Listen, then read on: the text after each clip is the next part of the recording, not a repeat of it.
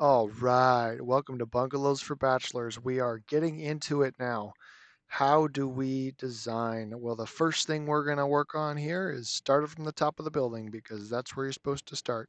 You start at the top, you work your way down through the building, following the loads and things as you go. So, this is what we're going to be dealing with as our example here. Level one here, this simple little project. We are going to start by looking at the roof of this guy.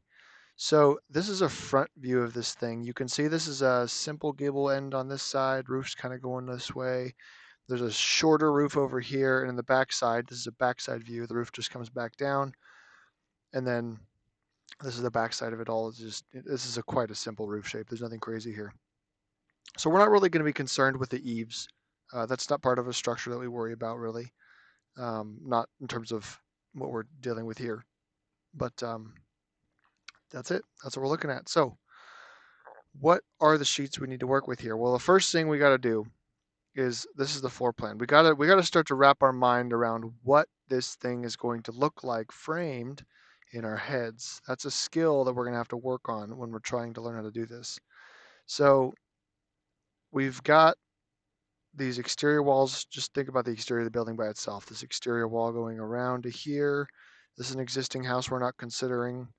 And there's a wall there. It's going to come back around and come back this way. Okay, so that's creating the basic shape that created the roof shape that we had. And then on the inside, there's pretty much some simple walls, a big open room here, sort of a bigger room here, and a wall running this way. So there's some walls in here that we could probably use for some roof bracing and things, but we're just going to have to be aware. But we're starting an idea for what this project looks like. Everything says, let's see, there's no ceiling heights listed in here. That's something we should try to find. Maybe it was a note. It's possible it was a note that was removed off the original thing, but it's an 8-foot ceiling. So just plain 8-foot ceiling, flat ceiling all the way across this whole thing. There's no special ceiling tricks. There's no vaulted ceilings or anything. Excuse me. We have a full attic to work with. So let's work with it. So the next thing we're going to want to do is we're going to look at that roof plan because we got to start from the roof. So let's get over to the roof. Well, let's look at the outside here. So more elevations. This is showing us basically the same thing. We want to keep in mind this is a 512 pitch roof. So for every 12 inches horizontal, we go up 5 inches. That defines the slope. That's going to allow us to know what kind of reach we can get with roof braces, and we'll see what happens there in a second when I gotta go figure that out. But it's a 512 roof. So this is the roof plan. This is a guy I need to look at. So basically, I'm not concerned with the overhangs. All I'm really dealing with is two ridges. I have a ridge here and I have a ridge here. So what I need to do is I need to know where those ridges are above my walls because I can't really do anything unless I sort of know what I'm like where these ridges are and where my braces are. So I got to draw a little bit on my ceiling plan on the floor plan.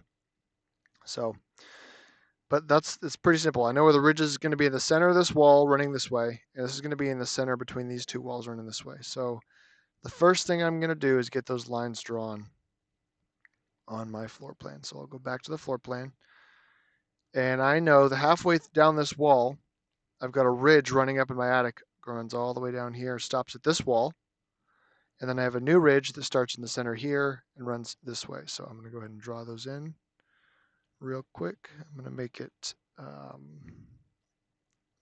a different color, dark but not quite.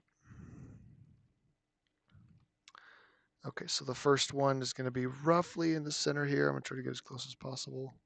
When you have a scale, you want to get as close as possible. Use the scale to your advantage.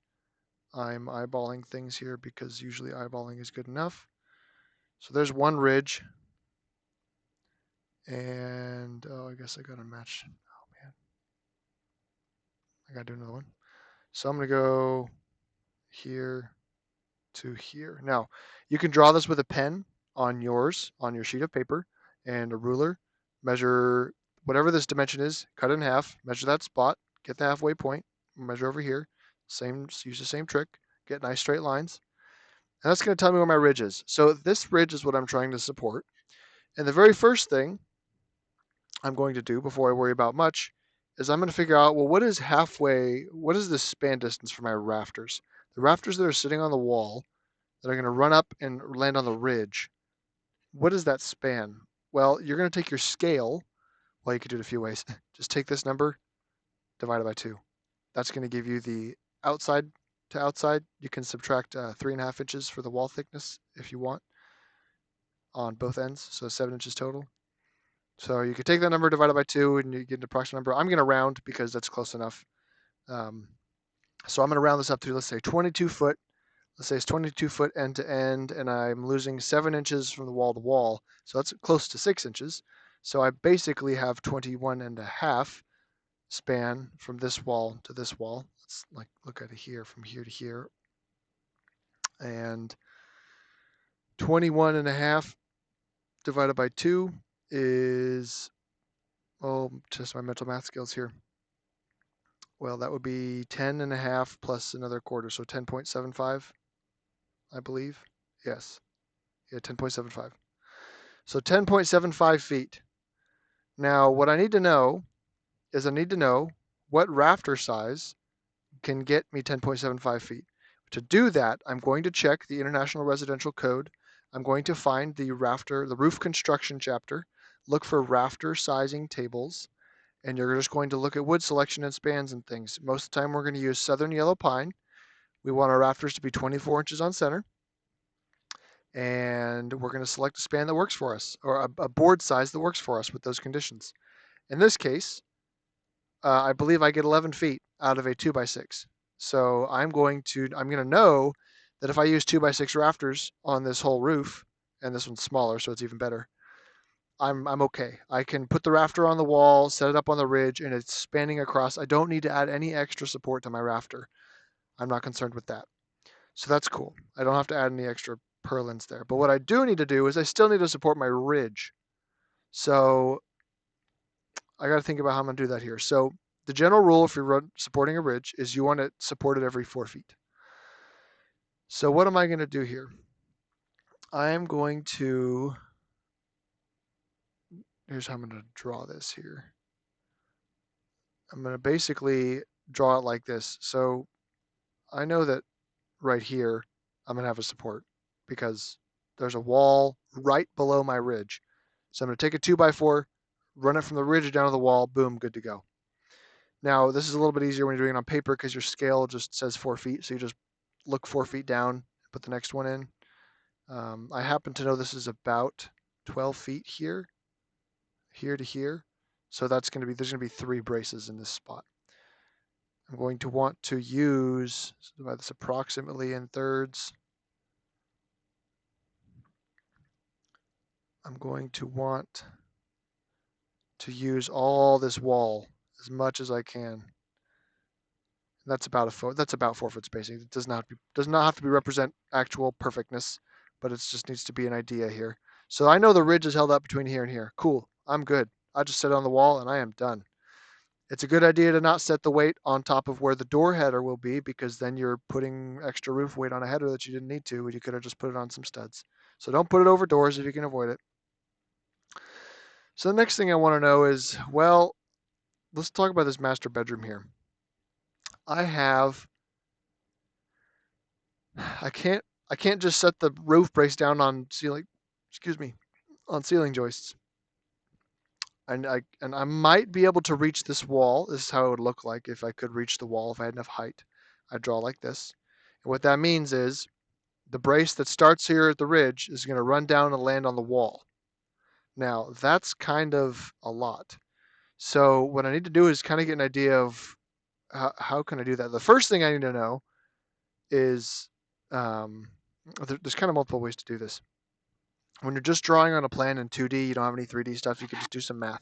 You know that you have a 512 pitch roof, which means if you go 12 feet, I go up 5 feet. And this is about 22 feet here to here, so it's a little less than 24, which is a double of 12. So I'm going to assume that I have somewhere around a 4 foot height of my roof ridge underneath here. So I have 4 feet of height above my walls to reach this other wall. Now, I can't exceed a 45-degree angle. And the way this works is if I am 4 feet above the wall, I am allowed to travel 4 feet in any direction in a circle to brace because that would put me at a 45-degree angle maximum. Two legs that are the same size, triangle, two legs the same size. I'm gonna draw that over here just so it's totally clear what I'm talking about here. So if I have a roof ridge up here, what I did is I said I have about 11 feet here, and that's a little less than 12, and my pitch is a 512. So if this was a 12-foot distance, I would be able to say without a doubt that height is 5 feet. But it's not 12 feet, it's 11 feet, it's a little short. So I could probably claim 4.5 feet up here. But I'm going to be conservative and say, time to, don't want to cram things in, don't want to get too tight. I'm going to say that's 4 feet. I'm going to say that's a 4-foot clearance. So I have a 4-foot peak right there. Now, when I talk about being allowed to travel 4 feet on the plan, this red line being 4 feet, what I'm talking about is if I have a ridge, if I go straight down, it looks like a dot on the plan. If I go out to the side, it looks like a line on the plan. What I'm saying is, I drew this roof weird. Fix that here. What I'm saying is, if I travel at a 45, then I know that my maximum peak height, which I said was 4 feet, can allow me to travel 4 feet on the plan horizontally. That's what I'm saying. So this is the line that you see show up on the plan. It's the projection of this brace. So I can go 4 feet before I break the 45-degree angle rule. So the question is this red line 4 feet long? And I believe I have a tool that allows me to measure that. You would use your scale. The scale of my drawing is 1/4 inch to 1 foot. So this is 3'10". So I am good. I am right there at 4 feet, and I probably have 4.5 feet at the peak. So I know I'm good. I can actually brace on that, and I don't have to put a beam in here. If I couldn't reach, the next best thing would be to have to install a beam directly below this ridge and run it across the whole room like that, and then I just put all the braces on the beam. And then we got to calculate a beam, and we got to buy a beam, and so we don't want to try to avoid that if we can. So we know that's good. We know that's safe. So what are we going to try to do? We're going to try to work with it. So I'm going to install more braces here. I'm going to keep this rough 4-foot-ish spacing. I want to avoid the door if I can. Now, this happens to be a pocket door, so the real header is going to be the full like double width of this door. So I can't really avoid it in this case because, oops, I can't avoid it because the header's just too big, and I can't go like this because that will be longer than 4 feet most likely. We put a dimension on it just so we know. Yeah, 5 feet too. So that's too far. I'm breaking the 45-degree angle rule. We can't do it. So I can't put a brace like that. I have to brace straight over to my wall and just barely get that 45-degree angle rule in. So I'm going to do that to here and to here. Now I'm not putting a brace here on the end because that's supported by the wall. It's already good. I don't need anything. So cool, we're taken care of. Master bedroom is good to go. This ridge is braced now all the way down, all the way to here, but not here in the living room. Now I happen to know that this wall is in line with this one, which is in line with this one. So I'm good. I know that number's fine. So I'm going to try to brace off of this as much as I can. So I'm going to brace from here to here, which is the last point that I can before I get too far. And it just so happens that this is probably this is kind of a situation where you could, if you're building this, you could brace in two places. You could put this on the header if you want, or you could move it over and add another one if you really wanted to avoid the header. This is just splitting hairs here. Could be like that. Could be either way. Not super crazy. Let's say let's leave it like that. Okay, and then we got a wall over here by this one. So let's draw a brace there. And this is the wall. We're coming in roughly 4 feet or so. We'll brace down to our wall. Okay, so we got this section. Oh, here's the other trick. So I need a brace out here in the middle too, and I can go 4 feet. So what I want to do, the best thing to do would be to draw a circle or to have a radius or to take a measurement of your ruler from this corner and say, how far can I go down this ridge and not break my 4-foot rule? So if I do that and I measure how far my line is, 3'7". That's cool. I'll leave it at that. That's close to 4 feet. So that means I can do that. I can support my ridge all the way out here, and I'm still putting weight on the wall. I did not need to buy any beams. I didn't need to do anything crazy. So that's the way that's going. So now what I'm going to do is I'm going to think about the situation. I have unsupported ridge here, and I can't reach any walls. And the only thing you can do when you can't reach any walls is either try to do some fancy truss thing or just put a beam in. In this case, the better thing to do would just be put a beam in. So the question is, where? Where do I want to put a beam? And what I will say is that matters. You kind of need to think about the rest of the framing. What's going to happen here? And what is for the first question you should ask is what's my shortest span where I could put a beam? And the answer I believe is right here. So if I put a beam there, that's a pretty short span. I'm not going to need something crazy huge. If I were to not do that, and instead I were to do this, get closer to my ridge, I could do that, and then my ridge brace would be steeper, not as angled. But now I have a much bigger span, and I'm gonna have to buy a bigger beam for that. So I don't want to do that if I can avoid it. I want to try to minimize the costs here. So I could do that. And of course, if I was silly, I could just do this with a beam, just run it straight across my living room. And that would just be kind of ridiculous. We don't want to do that. Not for one little brace. Oh, come on. There we go. So this is a good spot. I'm going to put one in here. And I happen to know that I can reach this beam because I can reach the wall. So I'm happy. Oops, that's not what I wanted to do.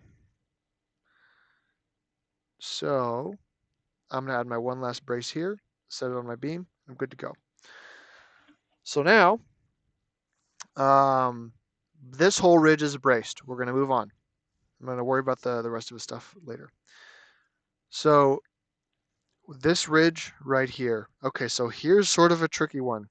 This is one of those situations where I have a hallway that is only about 11'4" wide. This is not that crazy wide.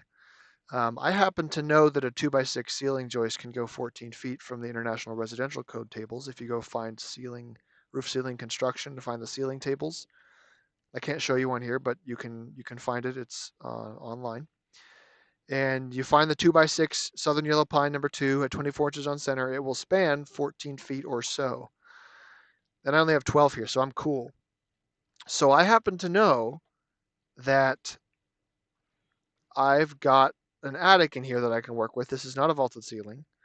So I'm going to have ceiling joists run it up and down like this because that's the shorter span. It would not be wise to run them like this because that's longer. You would need a bigger board. Much better to run them like this, the ceiling joists. So I got a bunch of ceiling joists doing that, and I have a bunch of small rafters that are also in line with those and have a sort of a short span. So this is actually a perfect situation to do a job built truss design. Now I could run a beam from here to here inside the attic and then support the ceiling and the roof with it. I'd have to pay for it and install it. I could do that. That would work just fine, but it'd be more expensive. So instead, I'm gonna take the ceiling joists that are already there and the rafters that are already there, and this is not a big span for this kind of thing. So I'm going to employ my special rule of a job built truss. And what that means is I don't have to support this ridge anymore. This ridge is not and in all these other designs over here, my rafters start on the wall, come up to the ridge, and they set the weight down on the ridge. Then the ridge needs to hold the weight, which is why we're holding the ridge with braces. In the case of the truss, remember what the truss does. If I have a ceiling joist, a rafter, and a rafter, and I connect them all properly, there is no weight here trying to. This ridge does not need to be supported. It's being pinched That's all it's doing. That piece of wood up there is being pinched by these boards. It's being compressed. It's not holding the weight. So I don't need to support it. So if I do the special truss trick all the way down at every ceiling joist and every rafter, down this space, this hall, I'm cool. I don't need to support this ridge. So what I would probably do in here is I would probably add a call out, and I would say truss to be done in this room. Something like that. I would write this in my plan. I'm intending to support this by itself, and I won't need any extra structural complications or beams in here. So that is how we take care of the ridge and its bracing. Some of the other things to figure out while we're doing this is hips and valleys. If you have hips and valleys, you want to support them as well. General rule for those is going to be you want to support those every 6 to 8 feet, not quite like a ridge at 4 feet. You want to do the 6 to 8 feet. You could do it at 4 feet if you wanted to be crazy stiff, but in general, they are going to carry less tributary area, less weight, so we don't have to support them nearly as much. Now, the 6 to 8 is a range because it kind of depends on the shape of the roof and how much weight is going on. If you're in a corner and there's like basically no weight on it, okay, 8 foot's great. No big deal. If you are in a spot where it's kind of carrying as a pretty big tributary area, then you want to get them closer together, 6 feet, maybe 4 feet. Excuse me again. So the rafter sizing was taken care of. When we do that, we figured out, oh, the 2x6, 24 inches on center, Southern Yellow Pine, those will work. Grade number 2.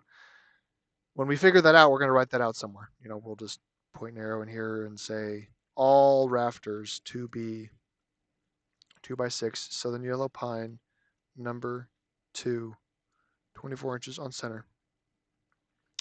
When you figure that out, you're going to want to notate that, somewhere in your plan, so you don't forget what size you need. And when you're doing all of one thing, it's all the same. You just write it in a note somewhere. You don't have to put it everywhere. But you're going to want to do that. Now, also, we happen to know we don't need any purlins because these rafters can span from the wall to the ridge. No problem. So we don't need any of those braces. If we had to add a purlin, let's say the span could do 8 feet and we couldn't reach from the wall to the ridge. We're basically going to do this. It's going to look a lot like doing the, let's say we're going to support it in the middle, right? So every one of these rafters can't reach from the wall to the ridge without needing to be supported. So let's support it in the middle. That's cool. Well, now you're going to treat it exactly like a ridge in that now I have to support this purlin every 4 feet. So what would that mean in this case? Well, it means I need a beam because in the master bedroom over here, there's nothing that's going to work. So I need a beam there. I'm lower down in the roof, so I have less room. I have less clearance. So I'm going to probably put a beam there, probably put a beam here, probably have to put a beam here. There's no other good way about that. The bummer about that one would be now we're putting all that weight on top of this. And this is an opening in the wall. So there's another header in the wall. So now you're going to have a bigger header here because you got all this weight on it. But the good news is we don't have to do any of this. This is just how we would. And we'll talk about that in more complicated designs. But these rafters are good, so we don't need them. But that's how you would space them out if you were doing it. So we will go ahead and move on to the next thing.